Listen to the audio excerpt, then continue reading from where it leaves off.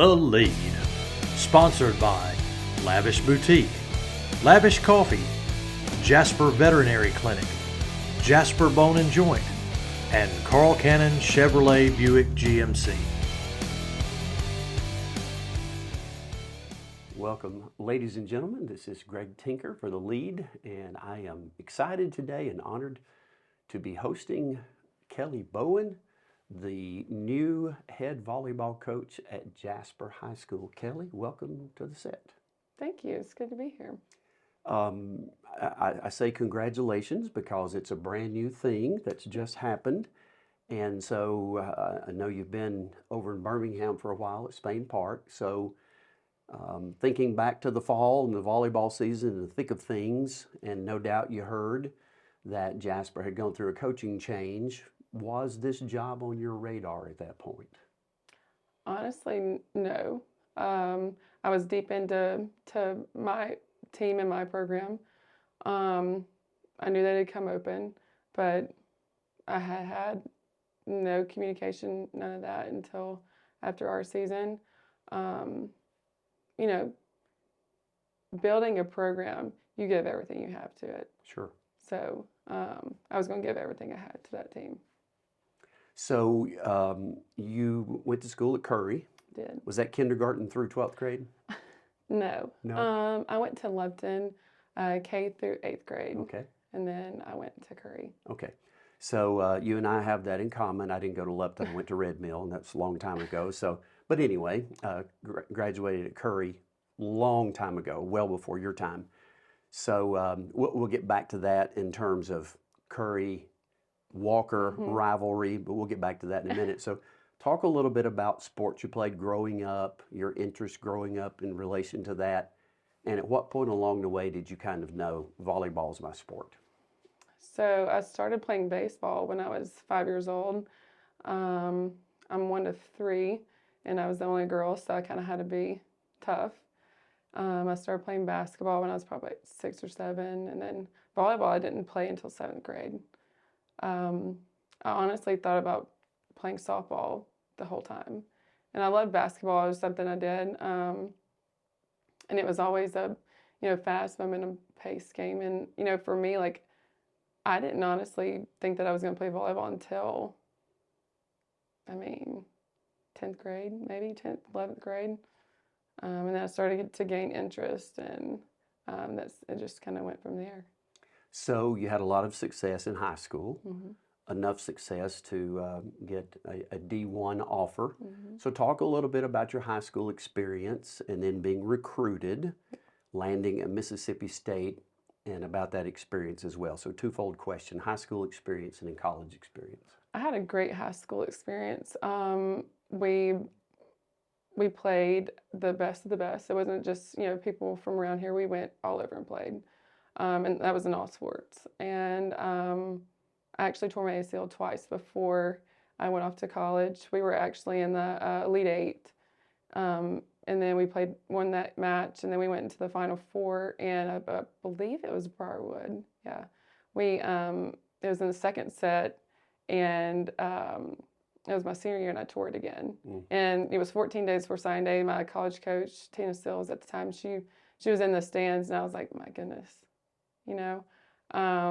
And then obviously played basketball. Softball was where I first gained a lot of recognition.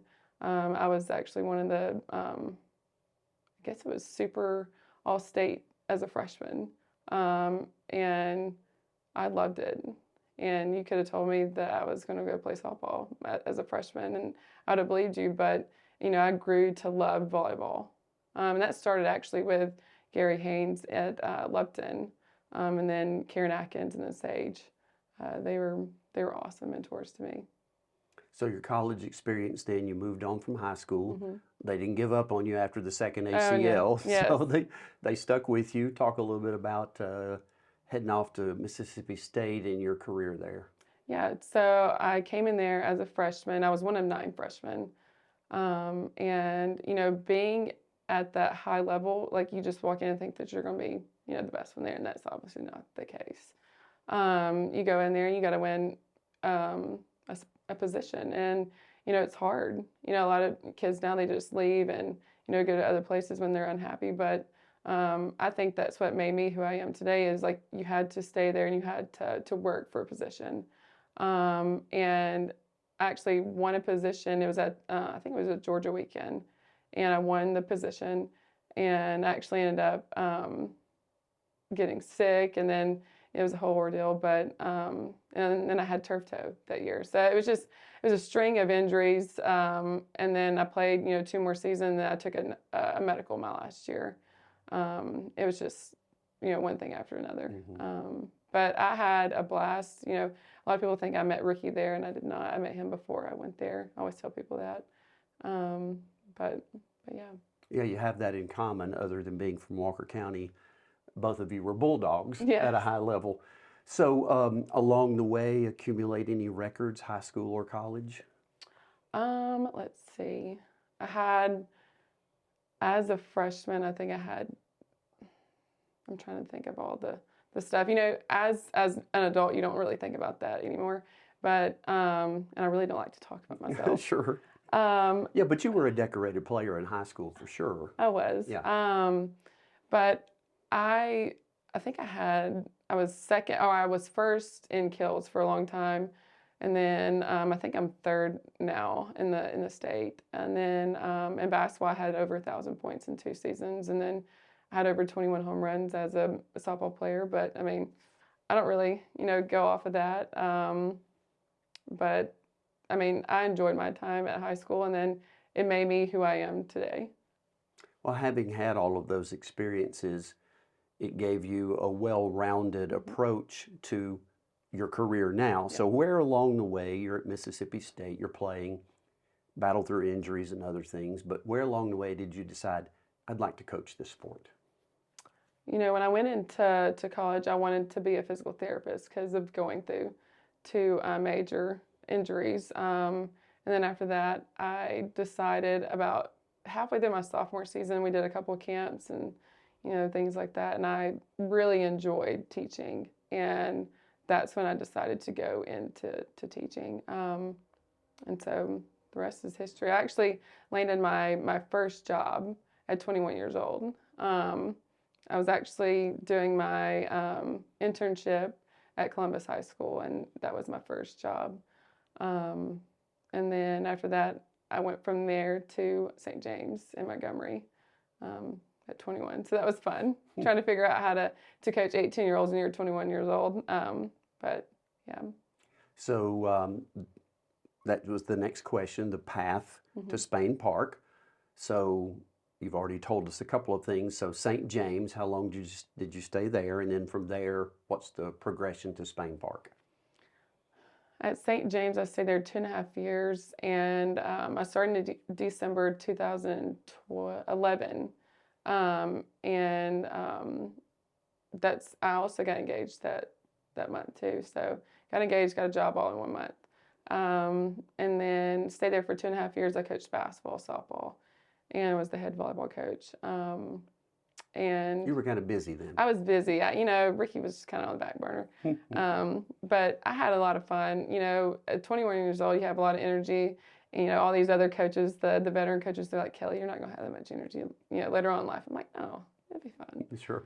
And so we went to Elite 8 in the Final Four my 2 seasons at St. James. It was a lot of fun. And then when Spain Park opened up, then obviously I came closer to home. And Spain Park was, my home for 10 years. So yeah. Talk about some of your success there.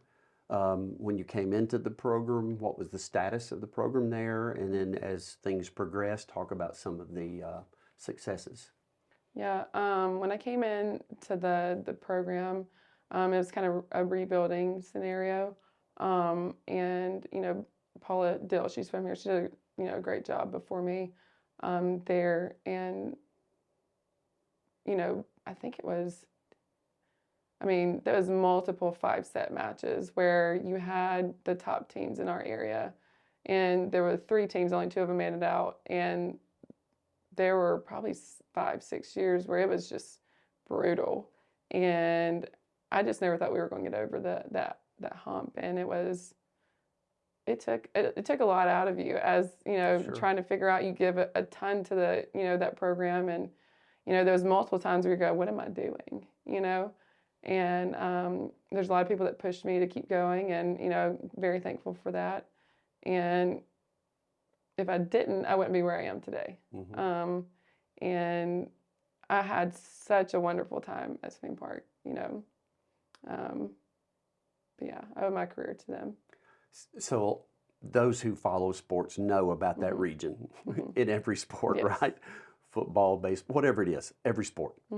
And so it's kind of, if you want to say, the luck of the draw Yeah. or the unluck of the draw that you end up in that region where typically the state champion's going to come from that region, and you beat up on each other, kind of like the SEC West, if you Every will, in single week. football. And so you have these other schools that don't have to do that, where you think as a coach, well, if I were over there in that region, we'd be in the Elite Eight every year or the Final Four. But then when you're competing for only 2 spots and everybody is equally good, like you say, it's a 5-set match, comes down to a serve or 2 or whatever, and you're that close every year, what you could do, that does have to test your character a bit. It does. And not saying that I always did the right thing, because I'm a very emotional coach when it comes to investing. And so, and I invest a ton in my players. That's the one thing. I love my players. And, as a person who played the game, I always valued that. And I value them as people. And so I absolutely loved, playing in that region. It was the best of the best. And, in 2021, we won it. 2020, nobody thought that we would be in it. Everybody expected us to win in 2021. And so I'm just happy we won it when we were expected to win. Sure. So, yeah. So now the Jasper job opened, and you get the phone call, or maybe multiple phone calls, I don't know.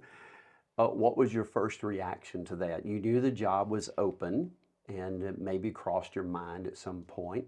Yeah. So kind of give us the behind the scenes of that as much as you want to. Yeah. I think it takes some time to kind of evaluate what's going on. Obviously, you can't make a knee-jerk reaction to something like that. That's your career. And so talked it over with multiple conversations with people that I hold close to, to me, that are my mentors. And, Russ is 8. He's not getting any younger. I'm getting older. Today's my birthday. Happy birthday. Oh, thank you. So, you only get one chance to raise your kid.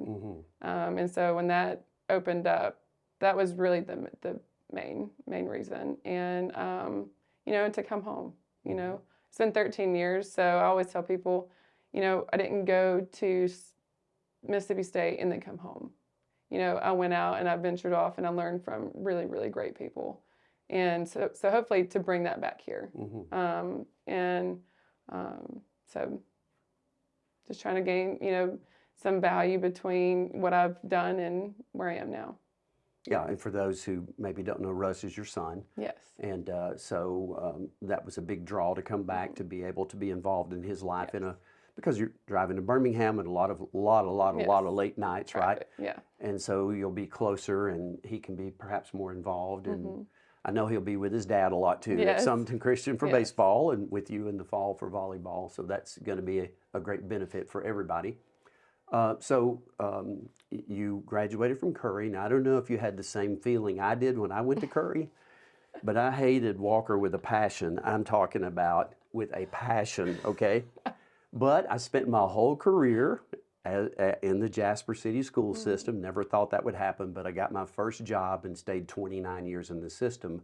So for those from Curry, don't listen to this, but I bleed black and gold now, because as you said, you pour your sweat and blood into it, and you develop relationships with the players, and so where your heart is where you're going to be, right? Yeah.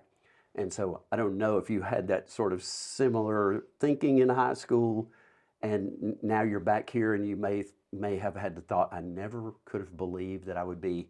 It was Walker when you were coming through, like it was when I did, but never could have imagined I would be at Jasper High. You don't have to. You don't have to go into detail. I don't want to. I don't want to set you up for any kind of thing. But Oh, can you relate to what I was saying at all? I can. There was multiple occasions where it came down to us and Walker back then. I could still hear the chants. There was standing room only at our basketball games, and it was brutal. It would come down to the last 30 seconds or a minute. It was the same thing if it was at home or away, and it was gut wrenching. But yeah, while I was playing, 15, 16, 17, 18 years old, I did not like Walker. I will say that. But I don't think that's really a thing anymore. I don't even know. Yeah, I haven't been there to kind of understand. I've been away for so long, but I think that probably helped me being away and then coming back. Sure. Well, with the reclassifications, we don't play nearly as much, Yeah. and so I think that's really affected it somewhat. So those now who are younger don't even know about all of that. Yeah. But you are back here now, and you will be wearing the black and gold, so you're inheriting a team that was pretty good, but a lot of folks graduating. So have you had time to kind of look at things and have an expectation for, we're bumping up to 6A next year. Of course, you've been in 7A, so Yeah. 6 and 7A, so you know all about that. But have you had enough time to kind of look at things and make an evaluation? Do you have thoughts already heading into the spring and summer and next fall? Well, one of the things I wanted to implement was the weight room and getting the kids. And, that's a big part of kind of how I want to go into the summer is having that under their belt. That way they're not learning new stuff, in the summertime. And so that's what our goal this week was, to learn our way around the weight room. And so it's been interesting. But I have expectations of the same thing I had at Spain Park. I'm going to give you my all, and I expect the same thing from you. And the expectations are high. There's nothing, I don't walk in there and it's anything less than what they've done. And so, nothing but respect for, the previous coach. So, I'm just going to try to withhold the standard, and, raise the standard to what I like. And so, and that's what I'm most interested to see, is what the progress we have from now until summer. So, as we've already mentioned, your husband, Ricky Bowen, is coaching at Summerton Christian. And I think it's a good thing that your seasons are not in competition with each other. Volleyball happens in the fall and baseball in the spring.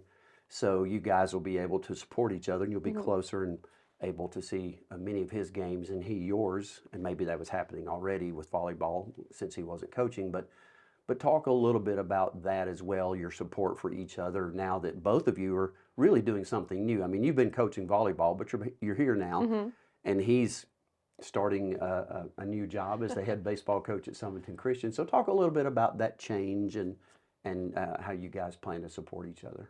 Yeah, this is definitely something new, so I have no idea. He's done a really phenomenal job with supporting me, especially being 40 minutes away. There's multiple nights where, like I can remember in 2021, we lost one in-state game, and it was at Thompson. It was 2.5 hours. I think I left there and it was 11 o'clock. And I drove home and I was just angry, but I knew when I got home that I would have support. And so I hope that I can give him a little insight too, of like when he has those bad moments, that I could give him some insights on how to handle it.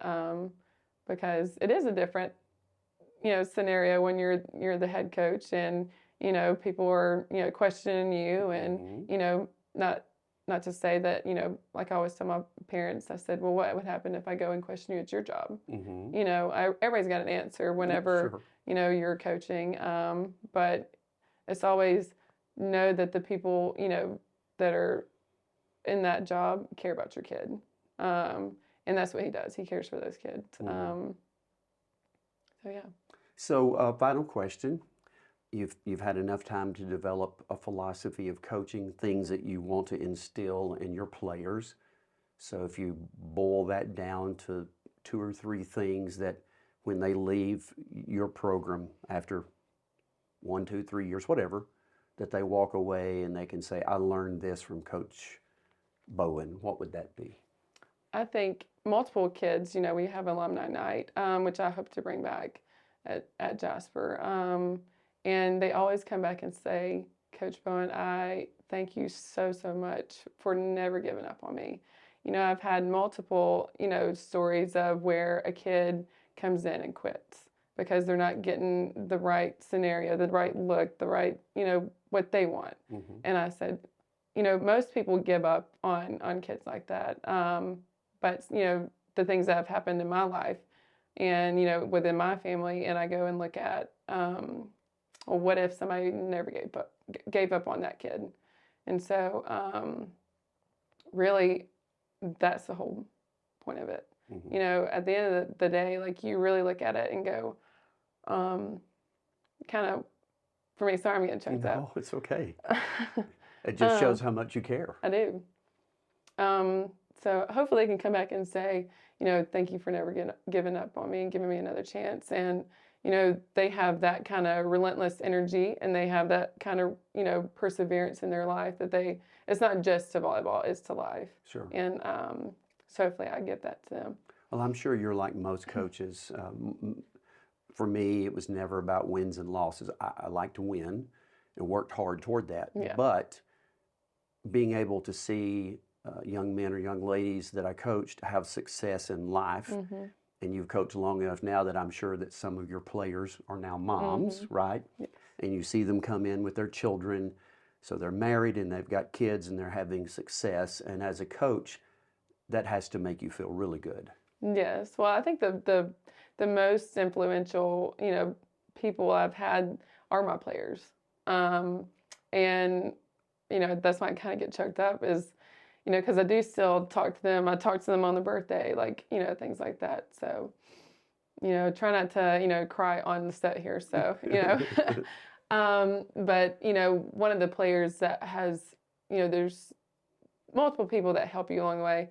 But there's a player that helped me change the outlook of the game for me, you know, because I was always like this has got to be my way. We're going to run. I'm, you know, just relentless on them. But there's also a different side to me now. So yeah.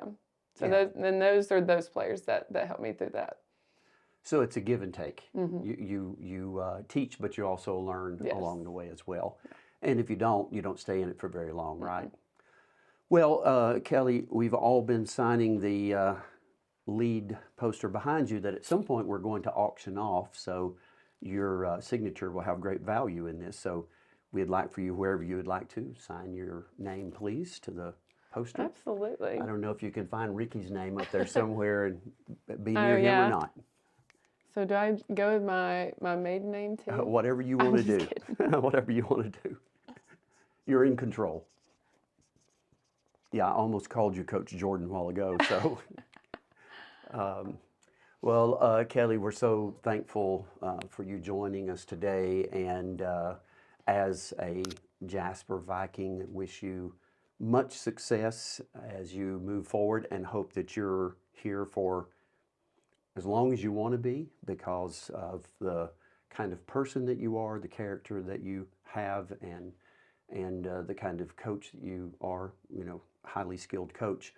And obviously your care for your players. I do. And so I think that the Jasper community realizes that we're getting great value, not just as a coach, but as a person. And that's what in the end matters the most. So thank you for accepting the call. Yeah. And just know that we are behind you and supporting you and all that you do and hoping you have great success.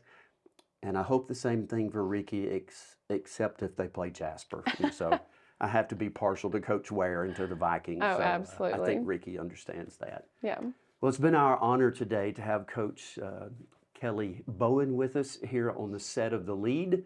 And if you want to, make sure you congratulate her through Facebook or whatever. I guess, are you on Instagram and all that stuff? So you can find her on Facebook or Instagram and congratulate her in the new job here in Jasper. We're excited about it, and we hope that you are too. So this is Greg Tinker on behalf of the Lead saying good afternoon. The Lead, sponsored by Lavish Boutique, Lavish Coffee, Jasper Veterinary Clinic, Jasper Bone and Joint, and Carl Cannon Chevrolet Buick GMC.